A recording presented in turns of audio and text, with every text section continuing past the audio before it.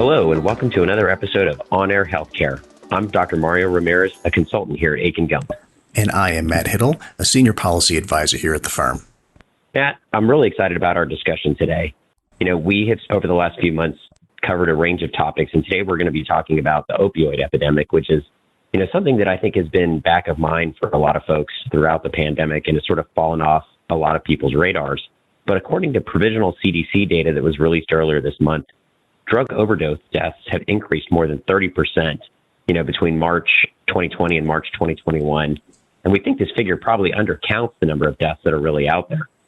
Yeah, it's really a stunning, when you go to the CDC's website, you'll see the stunning chart that shows all but 3 states saw some kind of increase in overdose deaths during that time, notably Vermont, an 85% increase in overdose deaths, West Virginia, a 62% increase. 3 states, New Jersey, New Hampshire, and South Dakota, noted decreases. New Jersey with a 1% decrease, New Hampshire with 3%, and South Dakota with a surprising 17% decrease, which is a major outlier. But of course, as you note, these are undercounts at this point, and they will probably be refined as time goes on. Yeah, and it's interesting. I think the CDC attributes a lot of this to illicit opioids and fentanyl imports from overseas. And I think, although the CDC doesn't, really expand on the reason that they think people are overdosing, I think there are a lot of news reports out there and a lot of other research that has blamed some of this on the isolation caused by the pandemic. Other reasons include easy access to fentanyl and other illicits, as well as the rollback of access to mental health and effective treatment programs. Indeed. Well, I think that's a good table setting for what we're about to do here. We're going to begin today a series of episodes digging into what some have termed an epidemic inside a pandemic. And we're going to be talking with people who have been working on addiction treatment issues for many years. And on that note, I'm super excited that we're going to be welcoming our guest, Gary Mendell, who's the founder and CEO of a nonprofit organization named Shatterproof that I think is doing a lot of really interesting and innovative work and working to revolutionize addiction treatment and break down the stigma around it. So, I know that we're looking forward to the discussion. Why don't we go ahead and jump in? So we're going to start by welcoming Gary Mendell to the show. Gary, thanks for joining us. Gary is the CEO at Shatterproof. And Gary, I was hoping you could start by just telling us a little bit about yourself and about the organization. And I know, that the story is very personal for you. And I was hoping you could tell us a little more about how the organization came to be. Sure. Thanks for asking.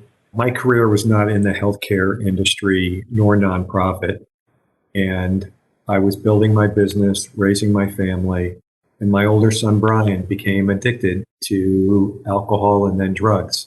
And he tried really hard to beat this disease. Over 8 years, he attended 8 different treatment programs and appeared to be doing well. But addiction always doesn't work that way. And on October 20th, 2011, I was woken up in the middle of the night and told that my son Brian had just died. He was 25 years old, and he hadn't used a substance in 13 months. And equally tragic, it wasn't just addiction that took my son's life. It was the feeling of shame that he had every morning when he opened his eyes. A feeling like an outcast, all day long, just feeling like a failure that caused him to wake up that morning and research suicide notes and write a note of his own and take his own life.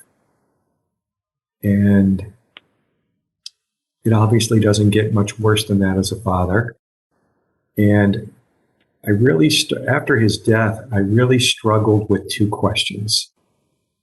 What could I have done differently as a father? And what could be done to spare other families of the tragedy my family had suffered? So I took, after a couple months of making sure I was emotionally ready to do so, I took time away from my business and I traveled the country for 3 months in search of answers to those 2 questions. And as I did so, one fact that I learned really destroyed me all over again and stood above everything else that I learned. And it did answer those 2 questions. I learned that our federal government had provided grants of tens of billions of dollars to researchers all across the country in the decades prior to my son dying.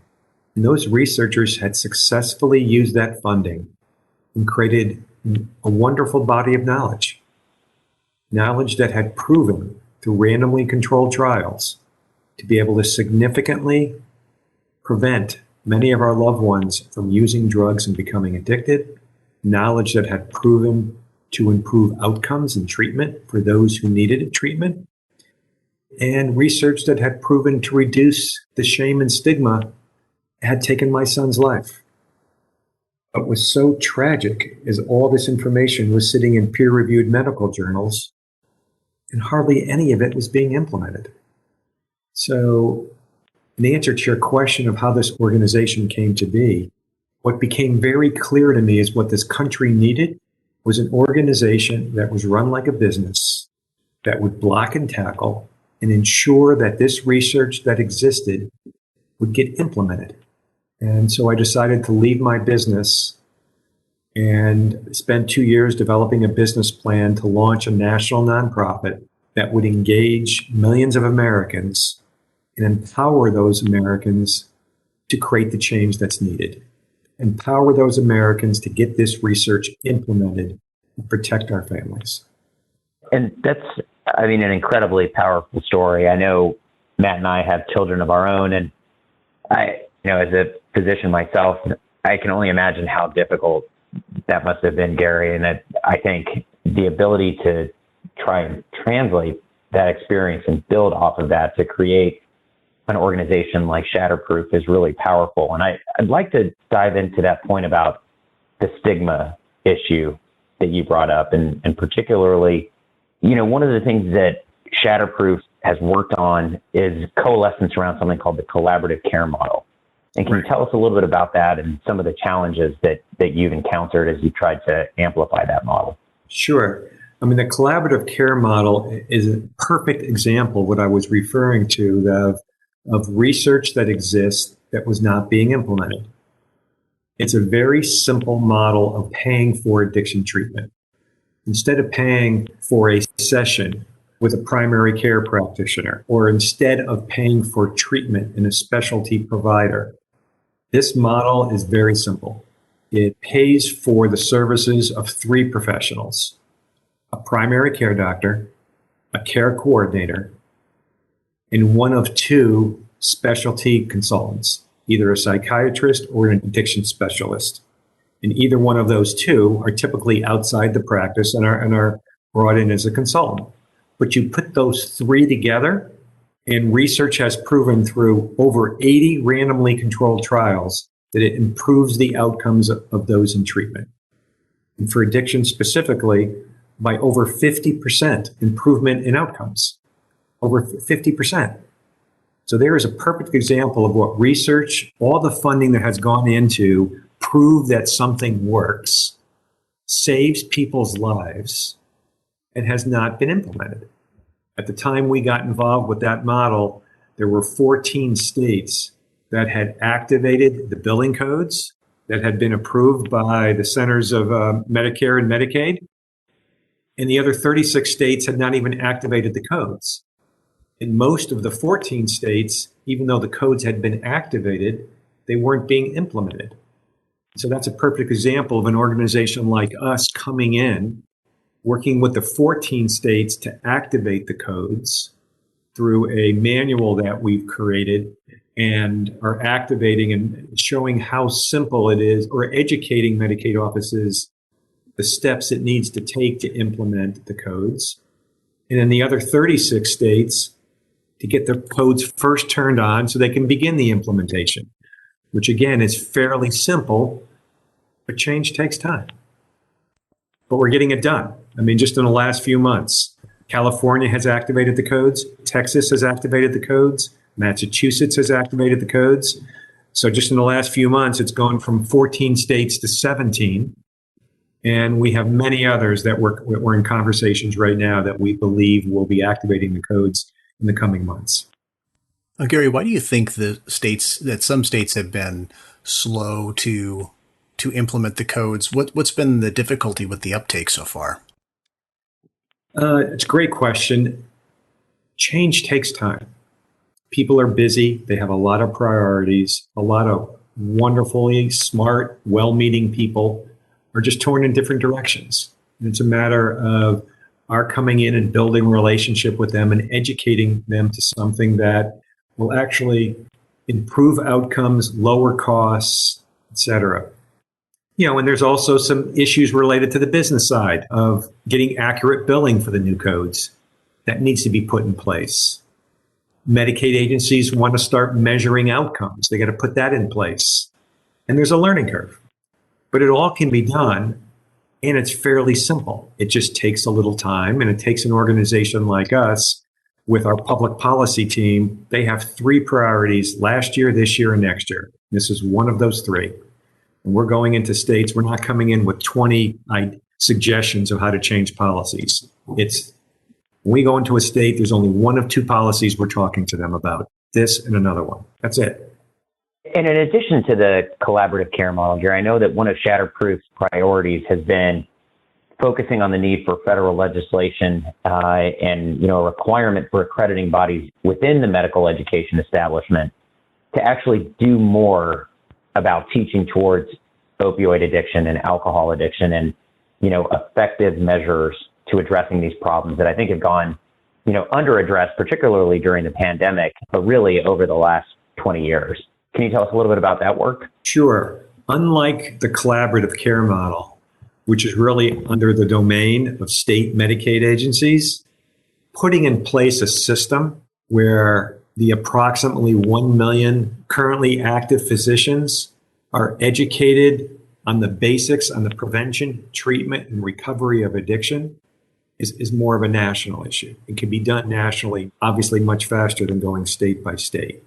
Currently in the United States, 3 out of 4 students who graduate medical school have not had any coursework on the prevention, treatment, and recovery of addiction, which is unbelievable when you think about it. It's the 3rd largest cause of death in this country behind heart disease and cancer, putting aside the temporary horrific situation with COVID. 3rd largest cause of death, and 3 out of 4 students graduate medical school without any coursework. And so that's the other large focus of our policy work, is to get this implemented, where every student graduates medical school currently with an understanding of how the body works.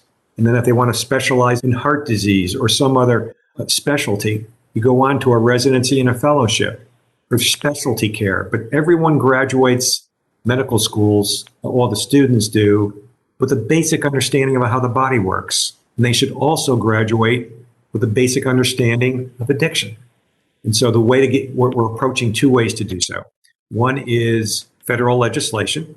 The acronym is the MATE Act, M-A-T-E, will require doctors who prescribe who have a DEA license to prescribe controlled substances to receive addiction training on a regular basis in continuing education courses. And by the way, that has been introduced by Representative Trahan in the House and Senator Bennett in the Senate.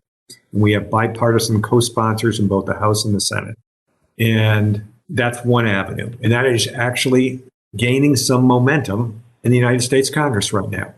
And we are driving that as hard as we can. And I say driving it, it's more like educating the staffs of legislators so they really understand the benefit of this. At the same time, you have the accrediting bodies which accredit medical schools. If they were to require medical schools to give basic education about addiction to be an accredited medical school, that would do the same thing.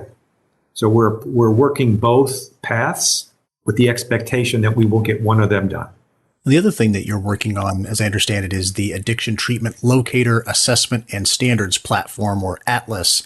I think just kind of based on my cursory knowledge here, meets a really interesting need that doesn't currently exist. Could you tell us about ATLAS and what it's designed to do? Sure. If you were to have chest pains tonight and get rushed to the hospital, you would get tested. And based on those tests, there would be treatment recommended.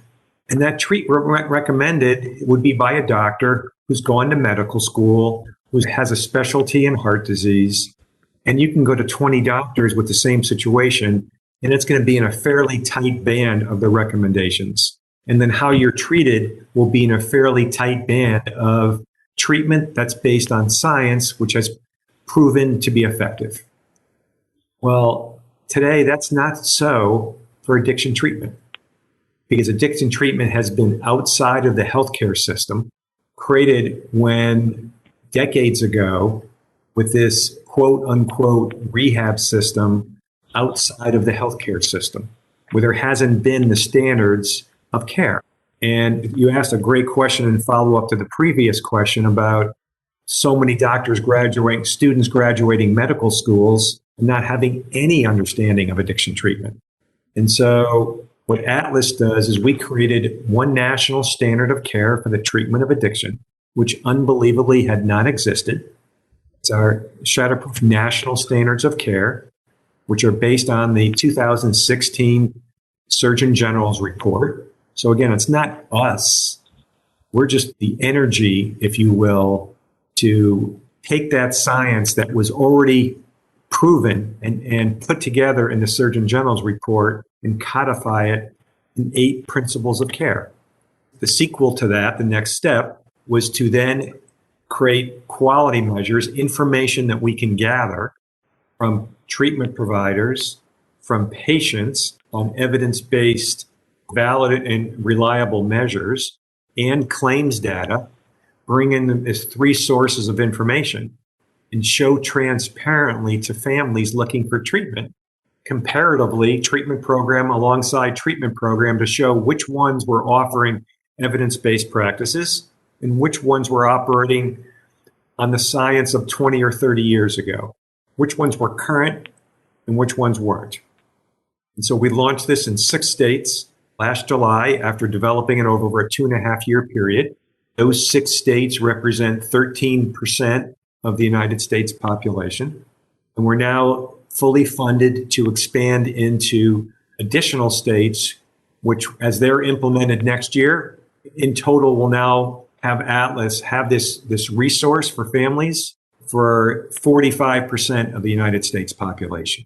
So essentially, by the end of next year, approximately half of those looking for treatment in the United States, if they're aware of Atlas and go to the website, treatmentatlas.org, will be able to see which treatment programs are offering the care that's based on science and which ones are not. And certainly we plan to expand across the country to get the entire country covered as quickly as we can. That's fascinating, Gary. I mean, I will say from personal experience, I'm, exactly one of those folks who went through medical school without any of the education about addiction or treatment that you talked about. And now that I'm in clinical practice, still have difficulty finding the right addiction treatment centers to send people to for the different facets of their illness. Right. Well, thank you for bringing that up. I think of the power of that. It's basically supply and demand. As consumers go to Atlas and compare treatment programs and gravitate toward the ones that are offering science-based practices versus ones that aren't. And commercial payers use that information to build their networks and include treatment providers in their networks that are offering science-based cares and exclude providers that are not offering science-based treatment. Well, you can check the box because the whole level of care in this country will be lifted because those providers that are not offering science-based care consumers will not be headed toward them. They will not be in network and insurance providers, and the whole quality of care will rise. I mean, it's not rocket science. I mean, it's basically blocking and tackling. And if I could drill down on that a little bit, even with the ongoing pandemic, it feels like, we know that the Congress has allotted a significant amount of money, both under the Trump administration and the Biden administration, for opioid relief efforts. And I think to your point, money's directed towards work like this will help raise all boats. But could you tell us a little about sort of how effective those monies have been to date and what you think we should expect coming into the next year as far as further efforts to opioid epidemic progresses? Sure. Well, states not implementing Atlas, where they have a quality measurement system, are bringing in the federal money, and then they're allocating it to the treatment industry within their state. And that certainly is additive, and it's positive, and it's good. But think how much more additive and positive it can be if they allocated 2 or 3% of that funding to implement Atlas, so they can see the data and see which treatment programs were providing science-based care and which ones weren't, and allocate the funding to the programs that were offering science-based care. It would be the 97 or 98% of that funding would be used so much more effectively. And that's what we've been able to educate states on, and that's why states are bringing Atlas into their state. But even though we'll have 45% of the population next year, there's still dozens of states that have not brought Atlas in, which could get us to 60, 70, 80, and ultimately 100% of the population having access to this. And so much better use of the federal funding if it's going towards science-based care. Going forward, what the Biden administration is focused on are some really good things.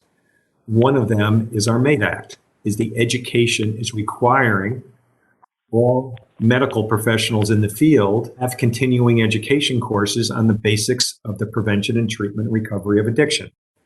And acting director of the Office of National Drug Control Policy, the White House office, acting director Regina LaBelle has spoken several times in testimony to Congress about this.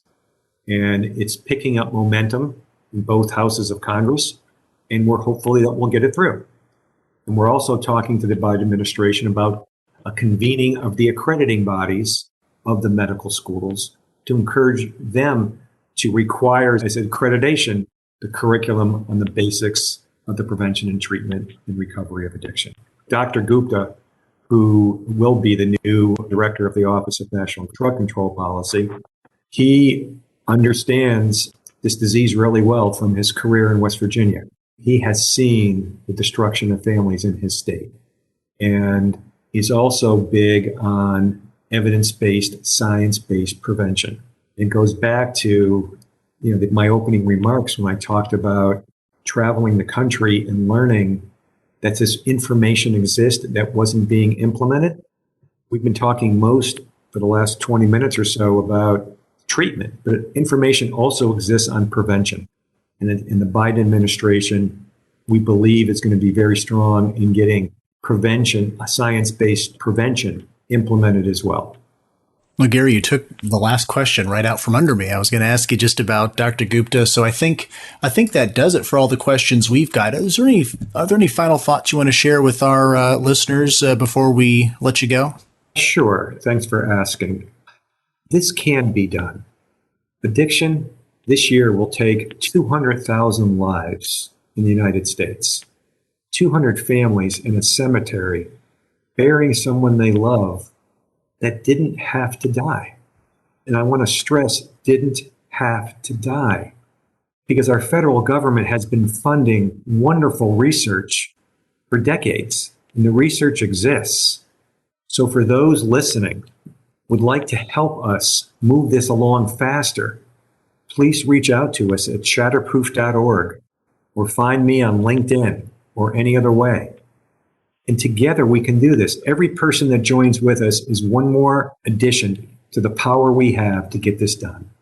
This is doable. So thank you. Thank you for having me. Thank you for those who are listening. And we can do this. We can protect our loved ones and our children, our grandchildren, our great-grandchildren. So thank you. Gary Mendell, founder and CEO of Shatterproof, really appreciate you joining us today and sharing your powerful witness and sharing what Shatterproof has been up to these days. Thanks for being here. My pleasure. Thank you for having me. The more that we can create awareness about what we're doing, the more people will join us and the more families we will save. So thank you. All right, Matt. Well, I think that brings us to the end of another fascinating discussion. We certainly want to thank Gary Mendell for his time today. I know I've certainly learned a lot from the discussion. Signing off, I'm Dr. Mario Ramirez from Akin Gump. And I'm Matthew Hittle. Thanks for joining us today, and we'll see you next time on OnAir Healthcare. OnAir with Akin Gump is presented by Akin Gump and cannot be copied or rebroadcast without consent. The information provided is intended for a general audience and is not legal advice or a substitute for the advice of competent counsel. Prior results do not guarantee a similar outcome. The content reflects the personal views and opinions of the participants. No attorney-client relationship is being created by this podcast, and all rights are reserved.